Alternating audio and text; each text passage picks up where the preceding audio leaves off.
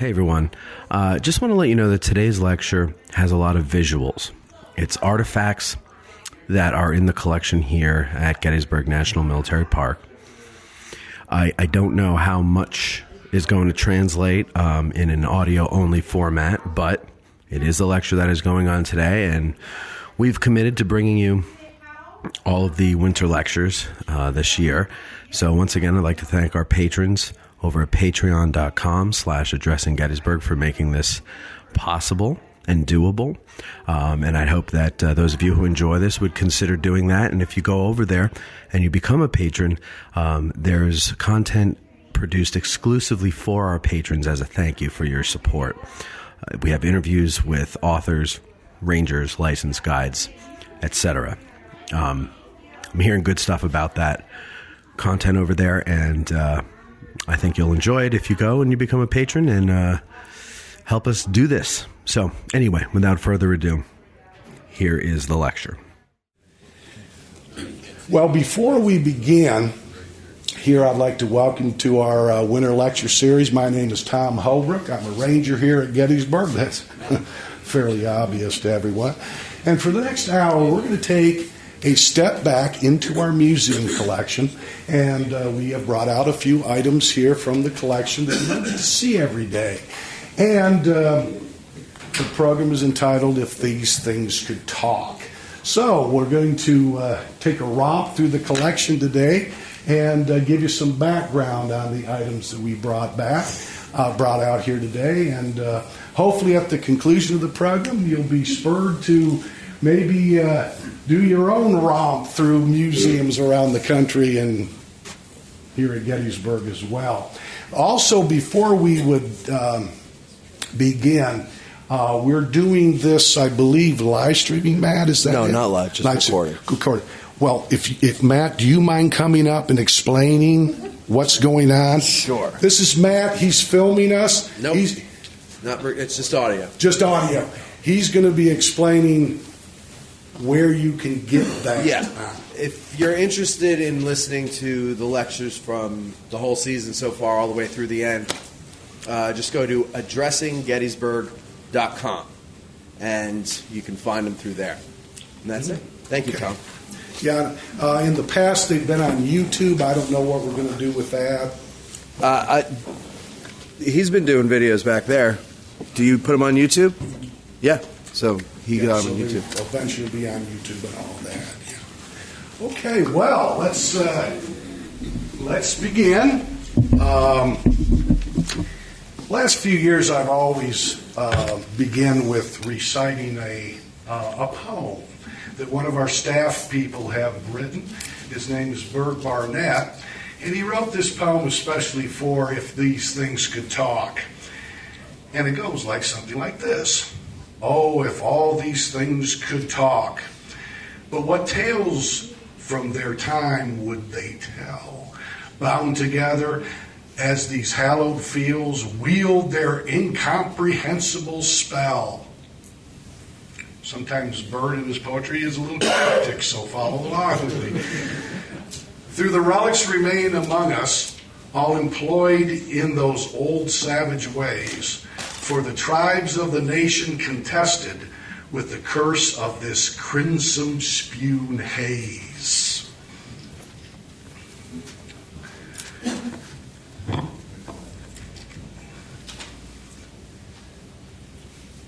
We will begin with our first artifact. It belongs to a major general by the name of John Sedgwick. Now, most of you are familiar with John Sedgwick, very important commander here of the 6th Corps, the Reserve Corps of the Federal Army here at Gettysburg. John Sedgwick was born in Litchfield, Connecticut, as you can see here. He attended West Point, graduated 24th in the class of 50. The West Point back then was smaller, of course. They're not up to, now they're up to what, 400 or 500 graduates and so forth a year. Commissioned second lieutenant in the U.S. Artillery, so he's an old artilleryman, served in the Seminole Wars and received 2 brevets for promotion during the war with Mexico. Cherubusco, Contreras, and I believe, what other one was he in? Slipped my mind. But maybe for the Chapultepec. There you go. I'm getting ahead of myself. All I have to do is read the screen. What a moron I am. He served in the U.S. Army in Kansas. He fought against the Indians out there, the native tribes, and of course he was part of the big Utah expedition up in 1857, headed by Albert Sidney Johnston, Brigadier General, later become Confederate General, dying at Shiloh. Promoted to Brigadier General in 1861, and he served all the major campaigns of the Army of the Potomac. And in 1863, he took command of the 6th Corps here at Gettysburg. Now, John Sedgwick, being placed in the Reserve Corps of the Federal Army, that's kind of a misnomer for a lot of people. You think being held in reserve, you're not going to see a lot of action. But the contrary, in the American Civil War, the 6th Corps was involved in every major campaign and heavily engaged here at Gettysburg. On July 2nd, 1863, most of the 6th Corps was coming up the roads from the south. They came into the battle early on the 2nd, and those men of the 6th Corps under John Sedgwick were sent right out in the battle. Some were sent over to Culp's Hill to help spell the Confederate tide, that was rolling over Culp's Hill at that time. And they also were sent down by the Round Tops and out to support the 3rd Corps. So those units of the 6th Corps that came right up into battle, they were sent right out to the sound of the guns. At the Battle of Chancellorsville, or a Battle of Spotsylvania, on May 9th, the General Sedgwick was directing the placement of artillery. And he was watching the skirmishers, and he got very upset about the skirmishers because the Confederate sharpshooters were shooting at them. And he actually had something to say about that. And if you give me a minute here, I'll read what the eyewitnesses said about that event.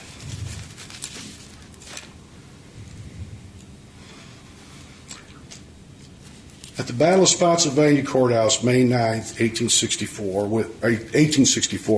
with his 6th Corps probing the skirmish lines ahead of the left flank of the Confederate defenses, he was directing artillery emplacements, being an old artilleryman. Confederate sharpshooters were about 1,000 yards away, and their shots caused many members of his staff and artillery to duck for cover. Sedgwick rode in the open and was quoted as saying, "What, men dodging this way for single bullets? What will you do when they open fire along the whole line?" Although ashamed, his men continued to flinch, and he repeated, "I am ashamed of you, dodging that way. They couldn't hit an elephant at this distance." Seconds later, General Sedgwick fell forward with a bullet hole below his left eye and died at the battle. Kind of one of the most ironic stories of the American Civil War. There's many, many other stories like that as well. Imagine that, couldn't hit a elephant at this distance, and then second later, a Confederate sharpshooter, mini ball, ended his life. But what we have for you here is a memento or a reminder of General John Sedgwick, and that's his Major General Officer Sash. Now, the sash was very important, especially in 19th century armies, and it was a symbol of rank. It was also worn by officers of all rank. They have different colors, whichever branch of service. They were usually a private purchase item, and they could get kind of expensive back then. For a general officer, of course, that would be a gold-colored sash. Now, the time has kind of washed it out and looks a little more white, but that's a gold sash. Of course, depending on what branch and what level of officer you were, the different colors of sashes. Officers of the day had different sashes, and they were symbols of rank. By the turn of the century, sashes for symbols of rank kind of went out of favor in the U.S. Army, the U.S. military, although they continued to wear them in other nations around the world. And I think even today there are some nations that still you will find the sash with the waist belt, usually on a dress uniform of some kind. This is not a combat piece of ornamentation, however, because, of course, sashes in combat make doing your job very difficult. So they were usually left behind on the wagon trains of the generals and major officers and so forth. But this, I always said, if this sash could speak, it would speak of the service of General Sedgwick, which usually kind of falls to the wayside, especially when you're dealing with the amount of generals here at Gettysburg. You know, the General Sickles and all the controversy around him. Sedgwick kind of gets lost in that shuffle. The General Hancock the Superb, that's kind of lost. Sedgwick's story's kind of lost in that shuffle as well. But he was an officer, did his job, did it very well, and as a general, major general in the Federal Army, the sash would, in my opinion, speaks to that commitment and that service that he exhibited up until May 9th, when he was killed at Spotsylvania. A lot of people always question about, well, you know, that could be an expensive item. How could officers afford things like that? Well, just the rank and pay of the American Civil War soldier is pretty well documented. You know, the privates, you were starting out at $13 a month if you're in the North, and then in 1864 they gave you a big raise of $3. So by the end of the war, a private in the Federal Army was making $16 a month, $13 at the start. And of course, the pay increased the higher you went up in the NCO ranks and so forth.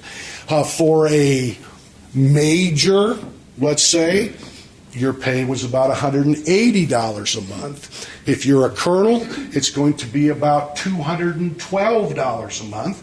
And as a brigadier, you're getting paid a whopping $315 a month. General Sedgwick was being paid $478 a month for his service. Now, you think that's not a lot of money, certainly compared to today, but back then at Delmonico's in New York, you could buy a complete steak dinner with beverage for 50 cents. So that's also tells the story of officers buying their equipment. Yeah, they were paid substantially for that service. Now, the next item we have up is an item that many of you have probably seen before in pictures and in various museums. And that is an 1851 model greatcoat. Now, this particular greatcoat we have is modeled after the one up here, and let's say for the mounted branch. Artillerymen, cavalrymen were given this coat. It had slits up the side so you could, fit on a horse. The infantry There was no slits up the side. They just, because they didn't need that to get up on a horse. They marched wherever they went.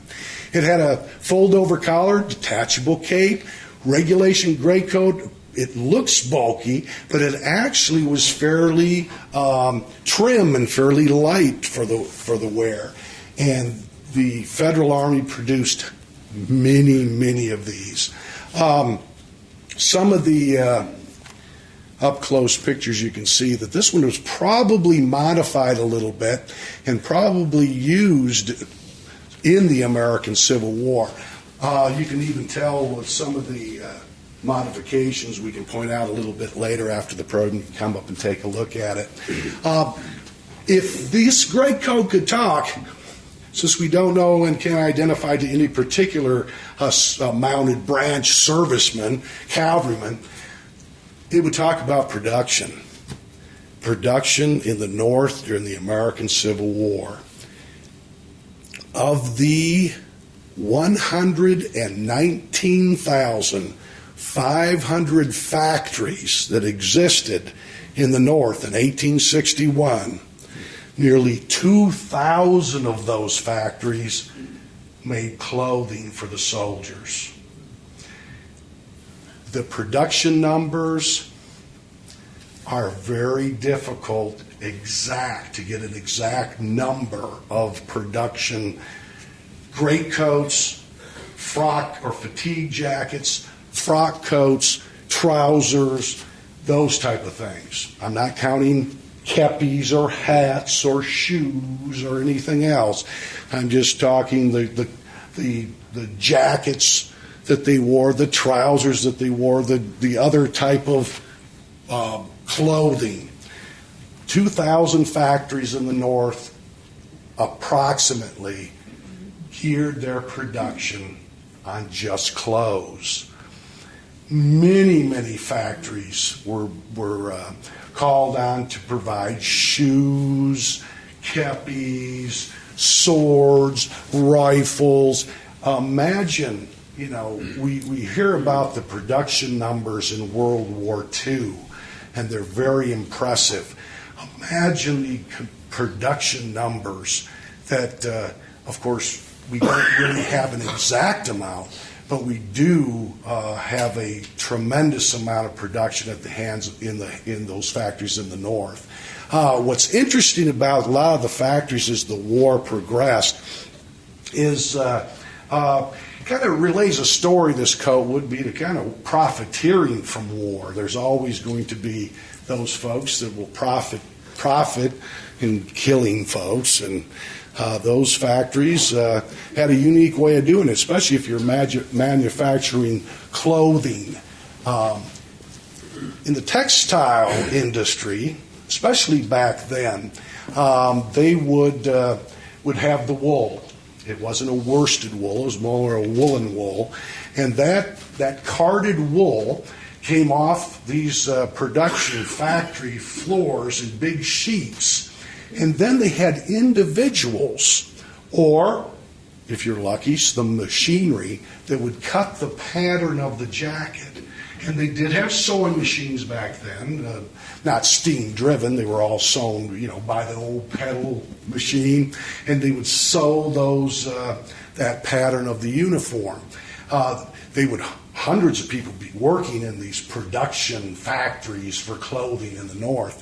And part of the construction of the uniform, there would always be some extra little lint or something that fell on the floor. In the textile industry, an unused little piece of wool or cloth is called shod, and they nicknamed it shod. Now, shod is actually a derivative from a name from a wool, short staple wool that's made for carded wool that's made for like uniforms and things like that, and they would, at the end of the day, have all this shod around the floor. And they would hire someone to come and they would sweep up the shod because it was no good for anything, it wasn't used. And then they would burn it in one of the furnaces or get rid of it. Well, as the war progressed, some of these war profiteer factories thought, hey, we're wasting all this shod, this wool too, on throwing it into the fire, getting rid of it. So what they would do, some of them, they would collect that shod, they would mix it in with some kind of glue, and then they'd press out a form, and then they would cut out the uniform. And the soldiers who were issued late in the war, those uniforms that were made of shod that were loosely held together by some type of glue material, they said when it got wet or it rained, it would fall apart. Literally, the seams would come out. It would literally fall apart. And so the soldiers, especially those that had ties to the textile industry, started calling that clothes, those uniforms that fell apart, made of shod, shoddy merchandise. So that kind of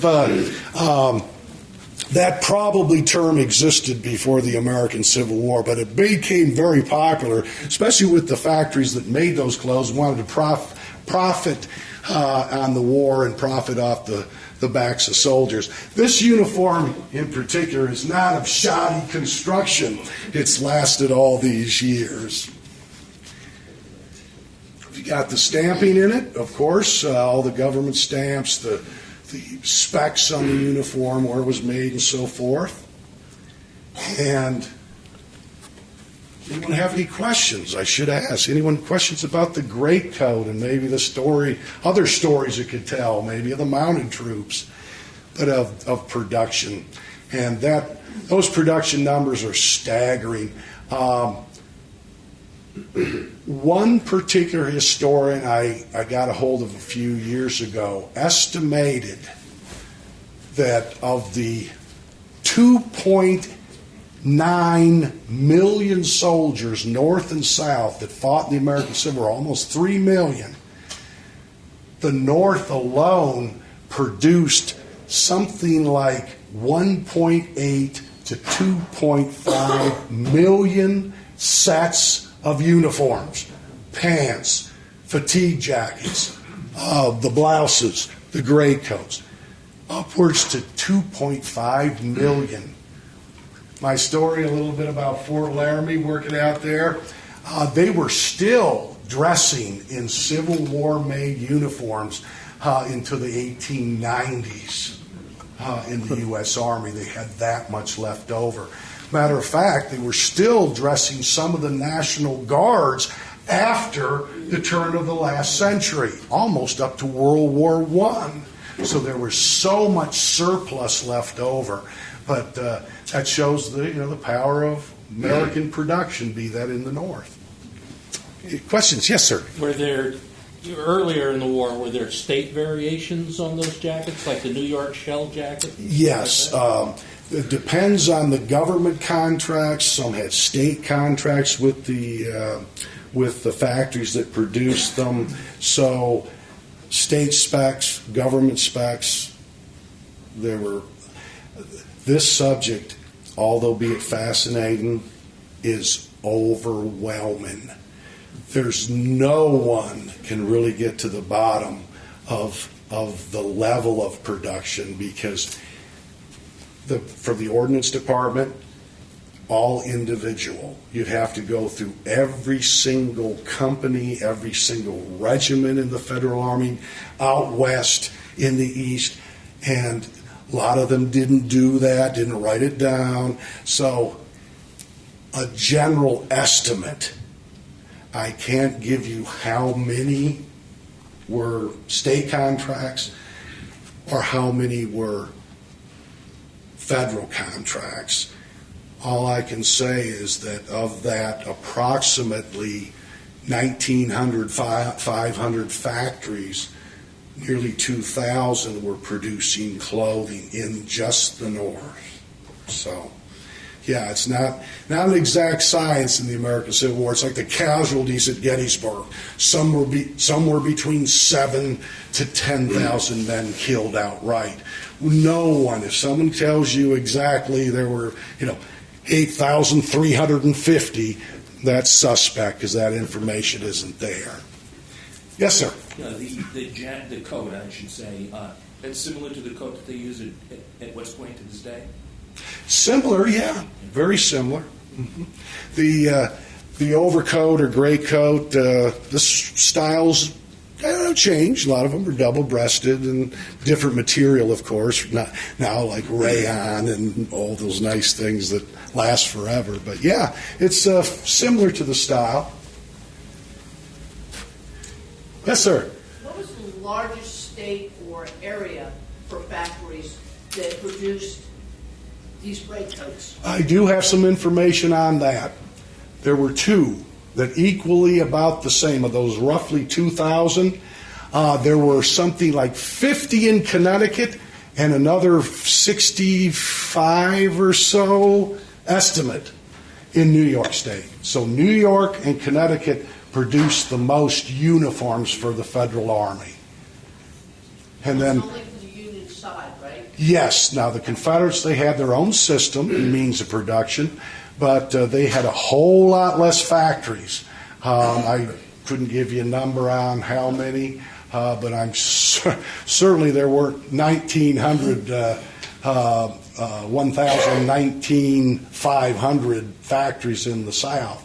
A lot of those factories in the South were located, I do know that manufactured clothing in Atlanta, around Atlanta in Georgia, because that's where like a lot of the big mills were, textile mills.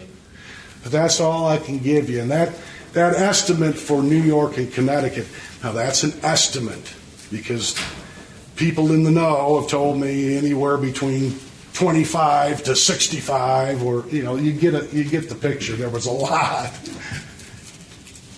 That's really anyone production numbers in clothing. Production numbers in weapons, rifles, carbines, artillery pieces, they're a little more of an exact science. But uniforms, as this gentleman pointed out, there were state, there were federal. It's just, government wants to track the weapons, not so much a fatigue jacket. Okay, let's go on to our next item. The next item is quite fascinating. Actually, we have two items for John Robinson. John Robinson was born in Binghamton, New York in 1817. He was a failure at West Point, as it says here. He was dismissed for violating regulations. Now, I did some research on what violations did he violate, and I couldn't find much. There wasn't much about that. But even though I kind of came up empty-handed, he did violate the regulations at West Point, so he was dismissed. However, he enlisted in the Army probably not much more than 3 years later, and was commissioned second lieutenant in the 5th Infantry. Now, it's very typical. A lot of West Point grads or West Pointers that go to attend the academy, there's high standards, and there's a very competitive environment, and it's not for everyone, but you still want to serve, and like John Robinson, you go into the Army and you kind of make your way up the ladder that way. In the open days of the American Civil War, found himself at Fort McHenry, where he negotiated with pro-Southern parties to leave the fort and its garrison alone until it could be secured by additional federal troops, which is quite a feat. That shows he was quite a politician. He had a way with speaking. Elected colonel of the 1st Michigan Infantry in 1861, he was promoted to brigadier general and commanded a division within a year. So he was promoted. His contemporaries said he was a very brave man. He was very calculating and very brave. He could also inspire his troops. That's what some of his contemporaries said. He also like General Sedgwick, he received a severe wound at Spotsylvania Courthouse in 1864, and then he was, of course, removed from field command. Robinson was in the First Corps, was one of the first brigade commanders. Has lost connection to the internet. Was one of the first commanders on the field here on July 1st. His brigade fought up there on the first day of battle and helped stem the tide and buy time for the main body of the First Corps to come up onto the field. So after the cavalry kind of went out and John Buford pulled back, the first people to arrive was John Robinson and his brigade, and they fought very gallantly against tremendous Confederate attacks. And received here at Gettysburg, received a citation.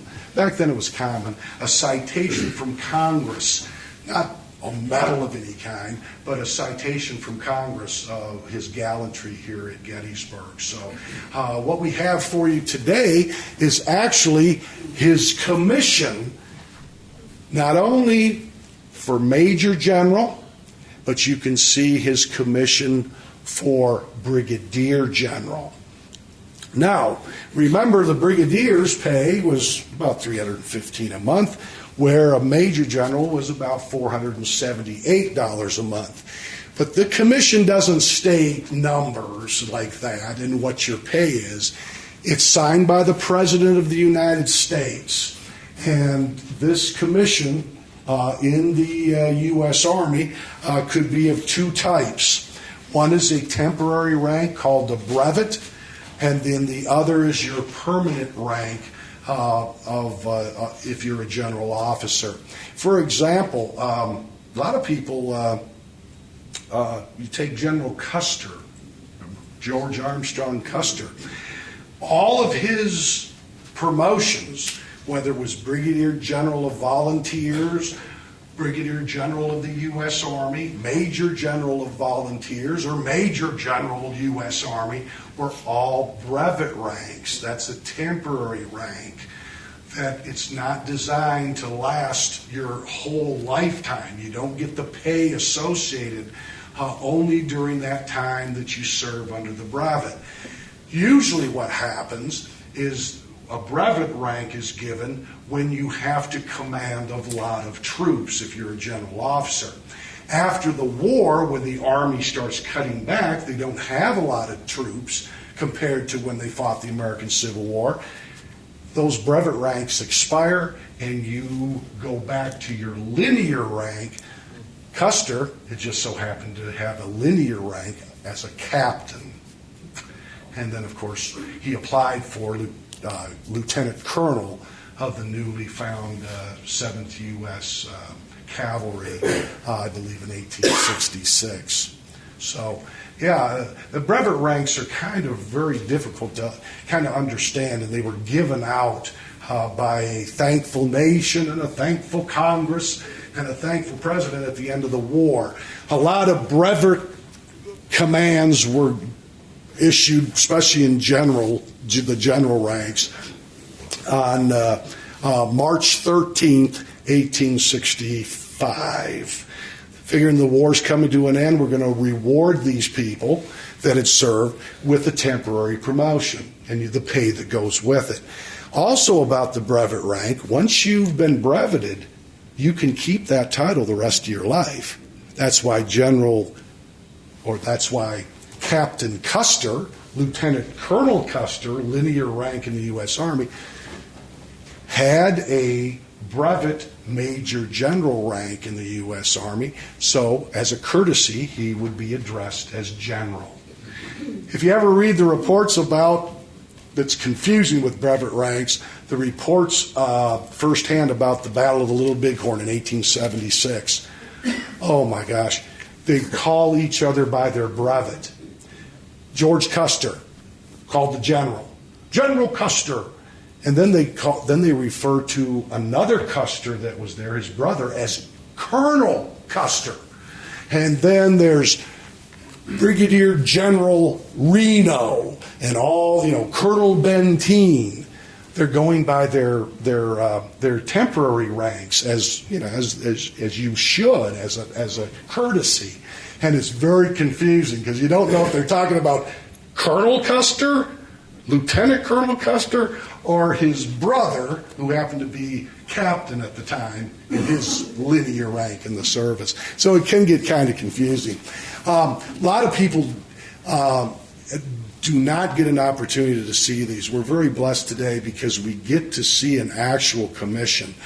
These are usually, made of a cheap parchment, basically, and they disintegrate. Paper items usually disintegrate over time unless they're stored, and a lot of these were, in family, especially like a Robinson's family, they were, placed in a drawer or something, and, they didn't get the proper climate controls that we have today, and a lot of paper stuff just doesn't exist. So a lot of these commissions, even by some of the famous generals we've heard of, don't exist anymore. So if this could talk, it would not only talk about all the confusion after the war of all those brevet ranks, it could also talk about the pay of the generals compared to the privates, and also this one specifically talks about John C. Robinson, good commander, severely wounded, survived the war, and like General Sedgwick, who happened to die at that same Battle of Spotsylvania, was acknowledged by a very thankful nation. Not on display today is the document case. I didn't see it up there unless I dropped it off the cart, bringing it up the hallway, which I hope I didn't do. Little story about Robinson here. You can read a little bit about his action on July 1st. Very instrumental in helping hold the town of Gettysburg, hold it for the rest of the First Corps to come up.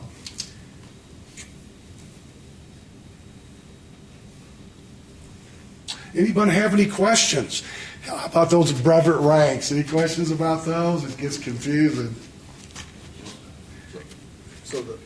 Yes? So you go back to your linear rank and lose the pay, but you can keep the title. So that was just That's right. So yeah, I'm General Custer, but I'm not. I just use So yeah. Yeah, his rank at the time, from 1866 to the day he died at the Little Bighorn, was killed, was Lieutenant Colonel. And that's his pay. That's his pay. But you get to keep the honorary title as long as, general.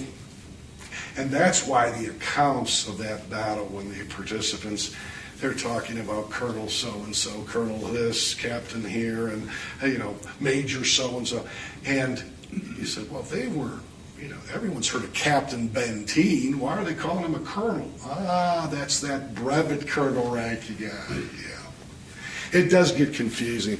And people say it's an empty title, but for these men, it's not an empty title. They commanded troops.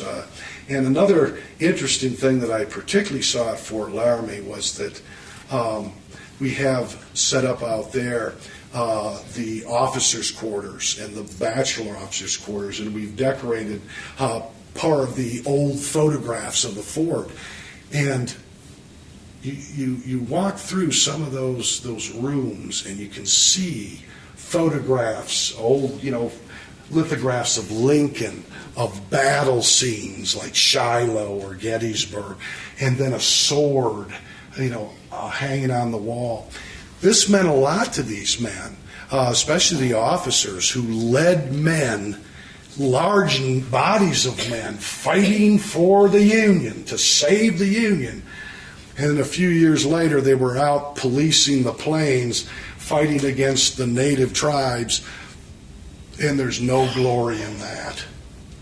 And so I could imagine those men who had led huge armies like a General Custer, huge men in combat, fighting, all enthused to put down this rebellion, from the South. and then a few years later, at a drop in rank in the pay, goes back to their linear rank. They're in charge of 90 men who are going on patrol out on the deserts of Fort Laramie. You could see why there was a lot of officers not too happy. The post-war Army, up until the 1890s, was not a very well-defined. They didn't have a well-defined mission. A lot of their hearts weren't in it. The officers, lost the brevet pay and spent years in the same rank of a captain, where a few years before they were a major general or a general, at Gettysburg. So, yeah, you can see why that type of disillusionment kind of crept into the Army from starting, after this American Civil War. Yes, sir. So you mentioned Custer, but John Gibbon ran into that problem too. Mm-hmm. But now, when you take guys like Sherman and Sheridan, okay, Mm-hmm. now they were given brevet ranks in the Civil War, but then they were given actual ranks in the regular Army. Right. They were given brevets, but most of their commissions were regular U.S. Army, which And that didn't happen that often. No, it didn't. Sherman, Sheridan, there were a number of the ones that, of course, stayed in the Army, but they were like Grant. Grant's first commission was when he got into the officer's rank was by brevet, and then soon, a few years later, he was full general of the Army, being paid as a 3-star general, and that 3-star rank would bring him about $758 a month. Plus, he probably, as general of the Army, appointed in February of '64, general of all the armies, appointed by Lincoln, probably gave him a little bonus. Yeah. So those regular soldiers, those regular ranks, the president, the Congress put those regular ranks right on those guys right now. I mean, people like Sheridan and Sherman, a few others. But for the average, say, West Pointer, the average was mostly by brevet.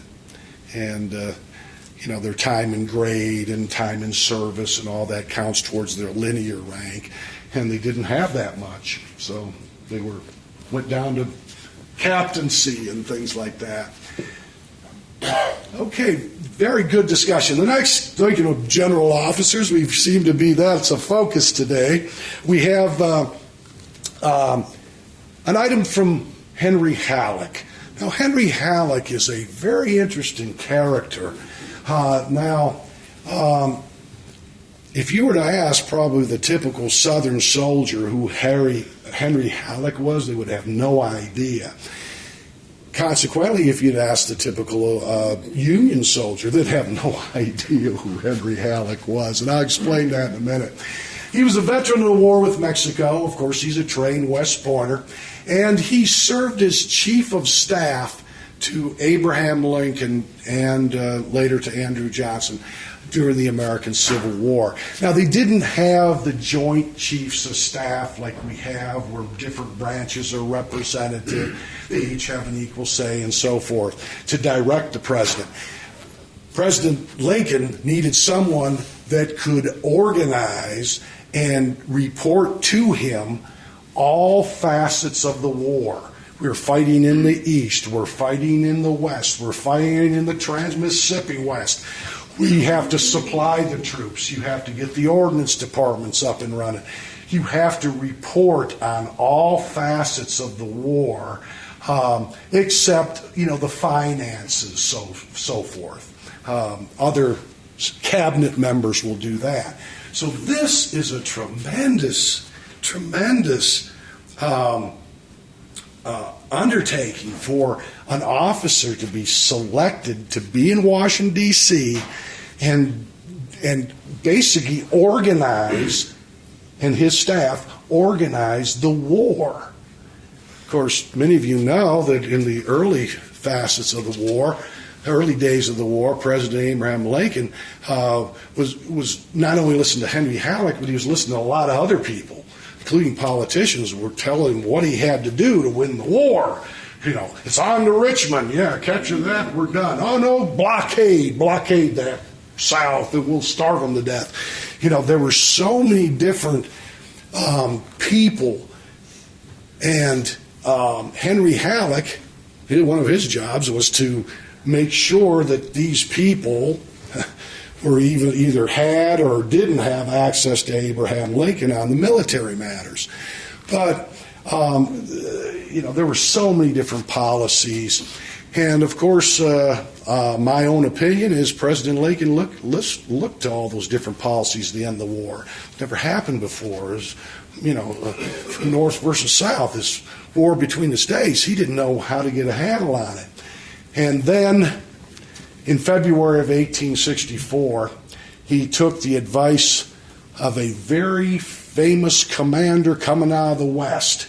When asked how he beats the Confederates at every turn, General Grant turns to Abraham Lincoln and says, same way how we're going to end this war. What you do is you grab on to those armies like a bulldog. Grab on to those southern people's necks like a bulldog. Drive them into the ground.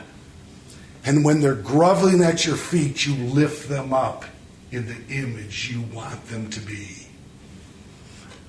Well, President Lincoln thought that was very harsh. These are fellow Americans. General Grant, who studied wars of revolutions and civil wars, felt that that was the only way you could effectively beat the South and keep them down until you're able to lift them up so they can return and be productive Americans again. Well, he listened to General Grant because he was out of options. And that policy of grabbing on like a bulldog to the throats of the South, drive them into the ground, ruin them psychologically, ruin them militarily, economically, socially,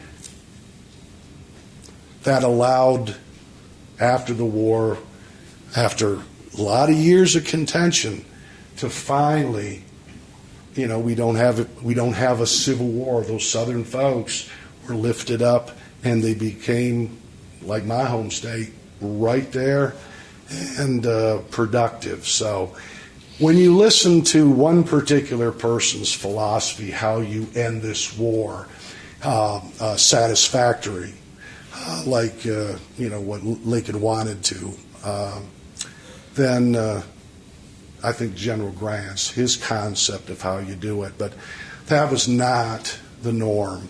That was not the norm. But he listened to Grant, and that's what I believe won the actual war and allowed the South to be brought back up after.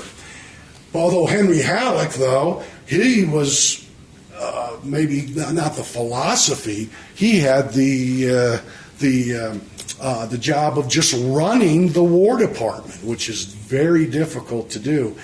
He also had Edward Stanton, head of the War Department, he had to answer to, and at times Edward Stanton and Henry Halleck would clash on certain things, but being subordinate, he was able to carry on and do his job.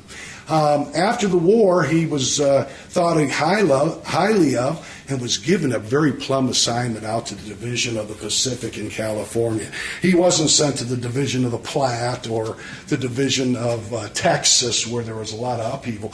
He was sent to a very plum job where he was able to organize, and then later on, the Military District of the South. Now, those military districts after the American Civil War, the Military District of the South, that was Reconstruction. And Henry Halleck was, according to some of his colleagues, was at odds on what he thought Reconstruction should be.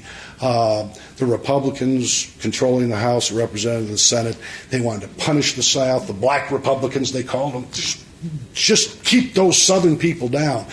But of course, Henry Halleck was more to the Abraham Lincoln, the U.S. grants. Once they are down, then you gently lift them up into the image you want them to be.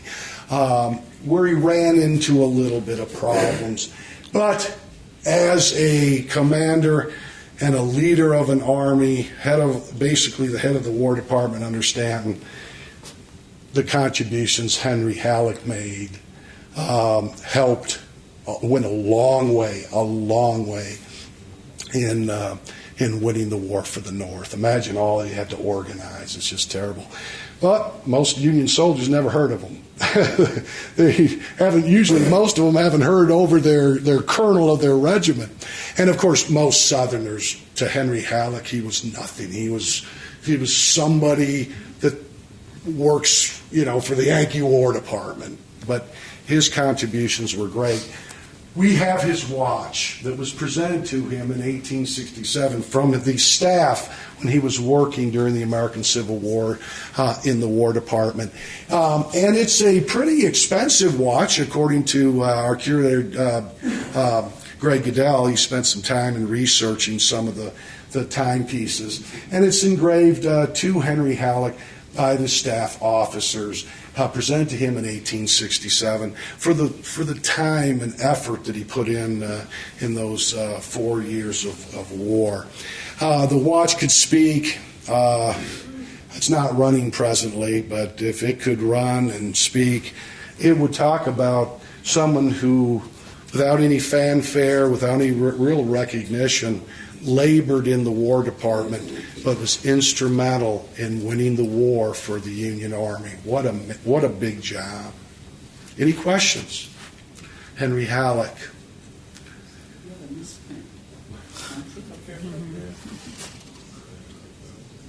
He's extremely old. 1967 instead of 18. Oh, yes. Let me point out, 1967, 1867 is the correct date. I take that back about John Heiser. No. Well, what did I just do? Okay. All right. Any other questions? Henry Halleck's watch.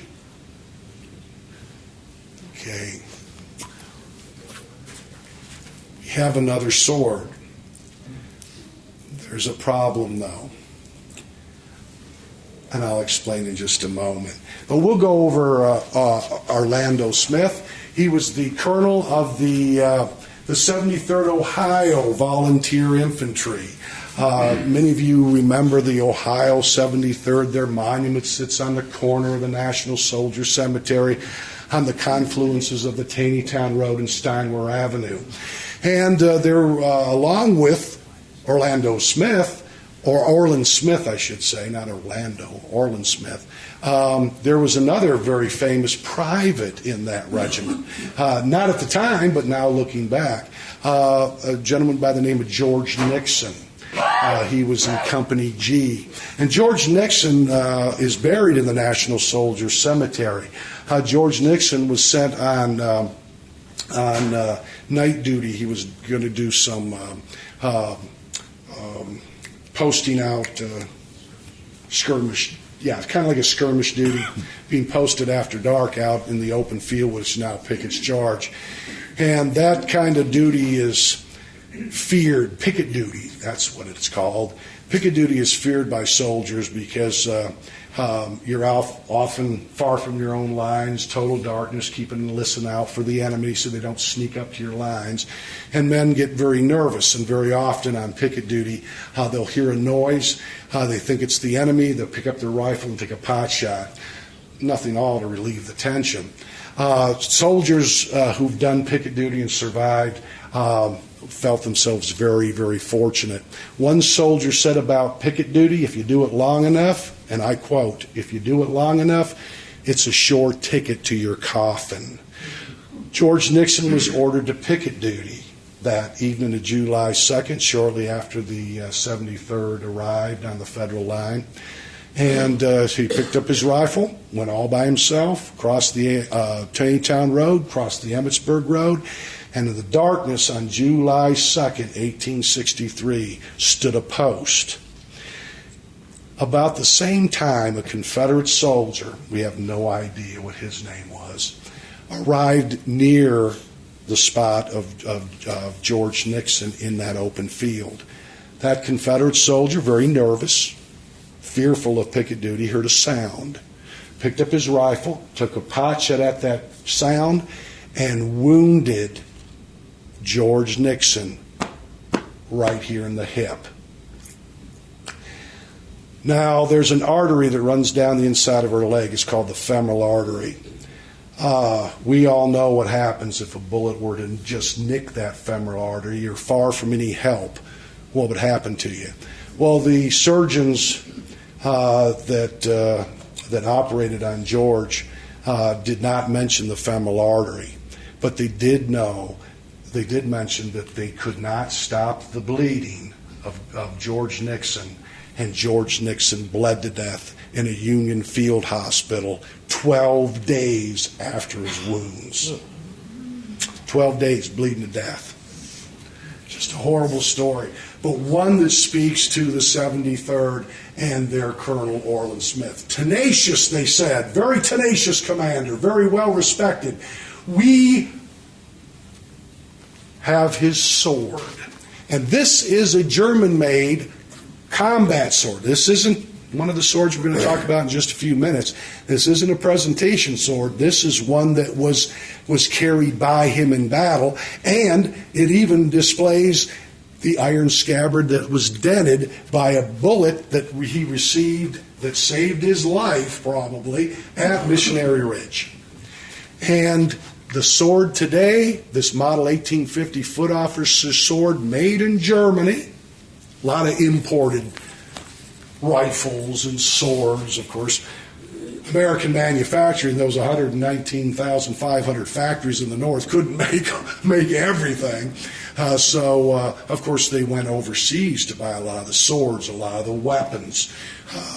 Britain provided, arms dealer of the world at the time, provided a lot of the weaponry. And the Germans provided a lot of these swords.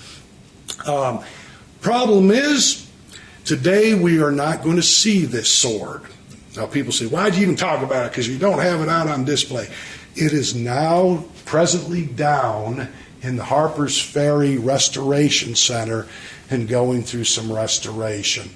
Now, a little bit different restorations done on a coat or cloth or paper.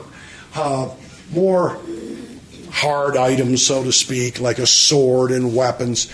It's probably giving a coat of some type of curatorial wax or something so it won't rust or anything like that. Here at the Gettysburg collection downstairs, very little need.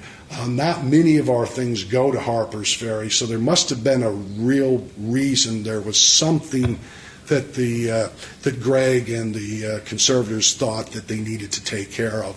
And that's down there presently, but believe me, I'll bring her back maybe next year. We can see it out here. Speaks to Orland Smith. Carried it in combat. It was a combat sword. Only less than 1% of all wounds in the American Civil War were caused by bayonets and swords. It was more an ornamental thing.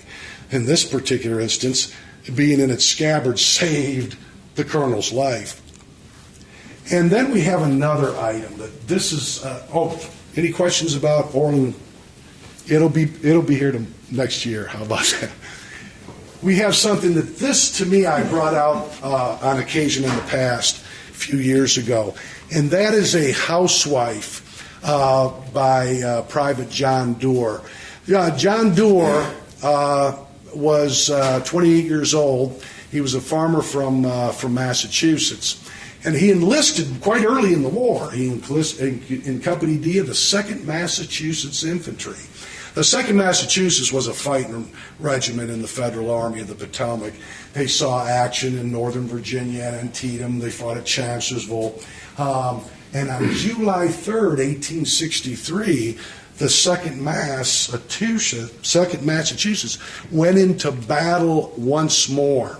Now, on July 2nd, a day before, the Federal Army wanted to extend the line a little bit down by the Spangler Spring.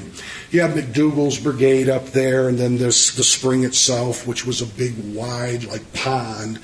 They wanted to extend the line a little bit. So they sent Silas Colgrove and his brigade out there.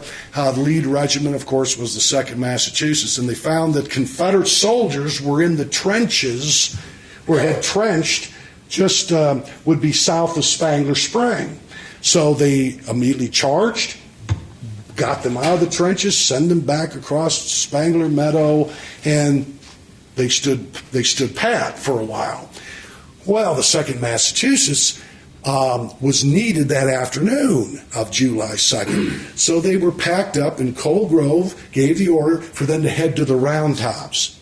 Now, you all studied the Battle of Gettysburg. There was a constant movement through Powers Hill of all these troops going back and forth. They get over to the right flank. They're recalled over to the left flank.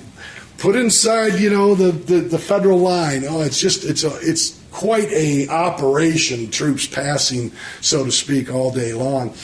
Well, they got over to the Round Tops. Finally, by the afternoon, that area's been secured, thanks to Little Round Top holding out and Federal artillery and stemming the tide of Longstreet's attack.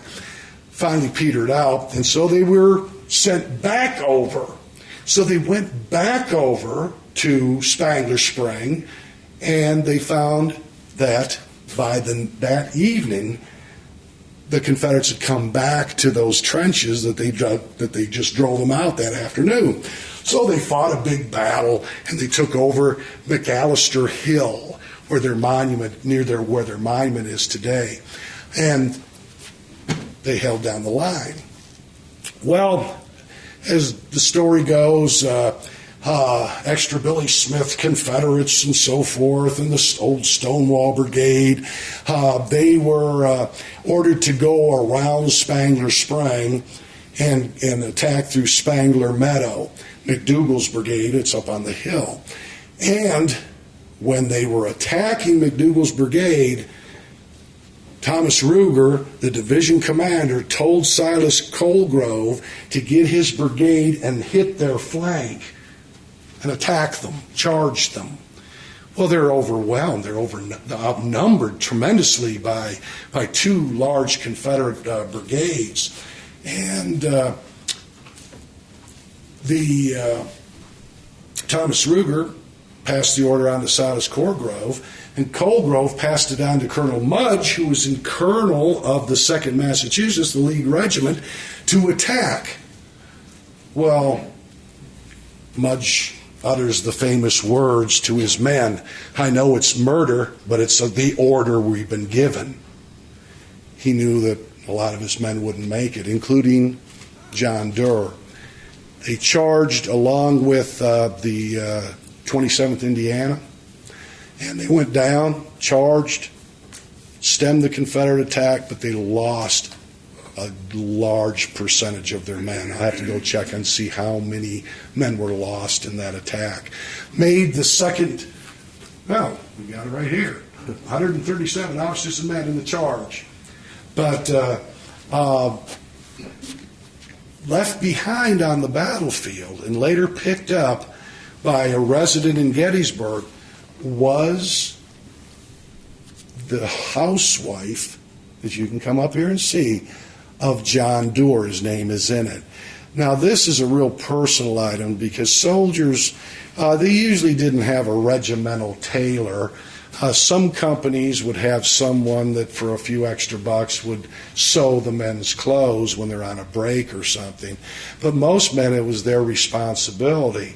And when you figure you're only given a pair of shoes and a uniform every year, you got to make this stuff last. And so a housewife brought from home, which contains needle and thread and patches and things, went a long way for the soldiers to mend their own clothes. And soldiers, it was a very personal item, kind of along with like a pocket Bible or something that they would carry. And it was very useful. Somewhere after the battle, on William McAllister's farm, which is part of that hill I was talking about, they found near where he was buried John Doerr's housewife. And I always said, if this thing could talk, it would talk about the hundreds of thousands of men who sacrificed, not only at Gettysburg, but throughout the entire American Civil War. Sometimes when we come, we're kind of distant. We're, 150 some, almost 160 years away. And we kind of forget sometimes that these were flesh and blood human beings like John Doerr, with a lot of the same hopes, the same dreams, the same fears we have today. And that, the photographs, the items are usually the only thing that remain of them. And we see them as young, vibrant, full of life, and for nearly 620,000 of them, north and south, they met a fate as John Doerr. We'll never know, exactly, how he died. The question I always ask is if the housewife could talk, did he suffer? Was he crying out? Was it quick? Was it easy? It's one of those questions that items like the housewife pose a question, and it kind of sets you back and just remember that these were flesh and blood human beings with a lot of the same hopes and fears we have today. And they were young. Anyone have any questions about the housewife and John Doerr? Second Mass. Second Massachusetts story here at Gettysburg. Like 26 North Carolina up on the first day is a story of sacrifice. They lost a lot of men, probably twice as many wounded.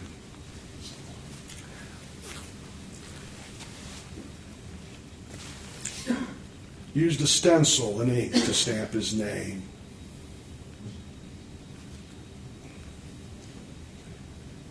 Now, some of the sutlers, probably you could buy that from a sutler. He would have a stencil kit, and he could stamp your name in it. A lot of soldiers went to writing their name.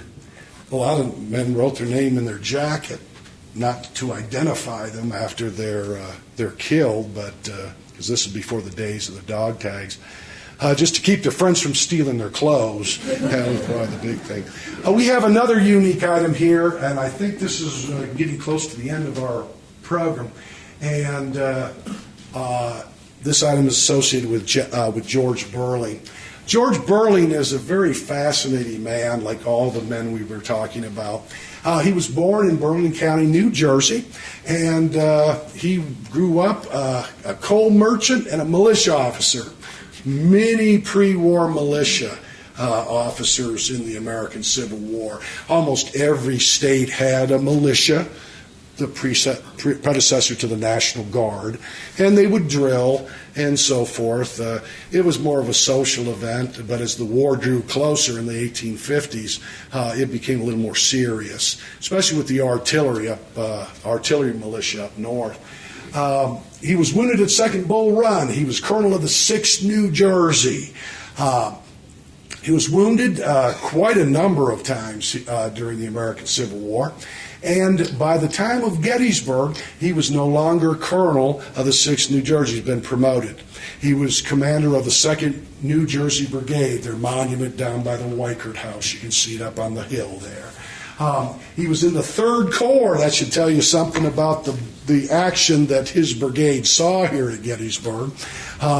They were part of Daniel Sickles' Third Corps. They went in to various parts of the field to help. I think they were originally held in reserve and then were sent in to help stem the tide of General Sickles on July 2nd and fought a good portion of that afternoon. Lost a lot of men. And General Burling was given a commission by brevet and served in the Army right up until 1864. According to some of the reports I got, it was those wounds that he received at a couple of the battles that finally got to him. One of the contemporaries, one of the hospital people, said that he, like Hancock, that was wounded here at Gettysburg, his wounds really never healed. So you can imagine he was was in poor health due to those wounds. But what we have is his non-regulation copy of an 1822 British Light Cavalry saber. But this is a misnomer. This is his battle sword. And I was having a lot of praise for Jennifer Weaver, who brings these things out, helped organize and bring all these things out. She actually placed on the cart something even more spectacular than his battle sword. This is the one that he carried in combat. What we have for you today is his presentation sword, given to him when he left the 6th New Jersey and was promoted to the 2nd Brigade Command. So you get to see his, so that's a way neat sword we have in his collection. But what you get to see by coming down after the program, his dress sword, his presentation sword, it's fabulous. Presentation swords were given usually by officers and the men of command, given to their commander if they liked you or if you did well, if you were a good commander. And presentation swords, men would pool their money, and you would go to Horseman's in Philadelphia or one of the big military houses and have a customized sword. The battle sword that you carried in everyday combat was less ornate. It probably wasn't cost much. And it probably was just a symbol of rank, not used much, but it was used on the person in battle. Saw a lot of combat. But if this presentation sword was to tell the story, it would tell you of a man like George Burling, who had been involved in military, been around men and people all his life, from a militia officer to the bravery he showed as a regimental colonel, right up to when he was promoted to lead the 2nd Jersey Brigade. Many, many men for North and South were just like George Burling. Did a lot of service and did a lot of hard work and did it very well. And for that, they were presented with their presentation swords. We've ran over a lot of time. I do thank you for sticking around a little bit longer. Much to my supervisor, Chris doesn't want us to go over, but sorry, Chris, we went over again. Thank you. Now, before you all go, if I can take any questions at all right quick, and then I'll be sticking around a little bit. Come on down, take a look at these things up nice and close. I know the lights are dim, but come on up here. We got all those items except Orland Smith's sword. We don't have that. But thank you, folks.